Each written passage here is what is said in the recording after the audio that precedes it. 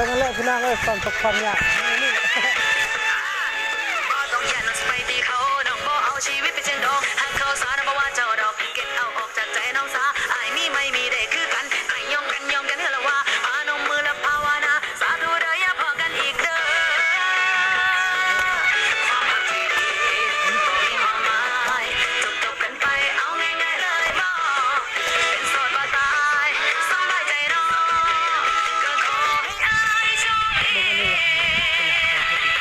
ก็บอกให้ไปให้อายไปซะก็บอกให้ลากันไปแม่นอายบ่แค่ก็แล้วแต่บ่สนใจหน้าตากับเวลาตากแดดบนนี้ให้หน้าตานอนมันก็ไม่ได้เลยเขาคันฮักคนเลยต้องใช้ด้วยใจบ่แม่นด้วยหน้าตาด้วย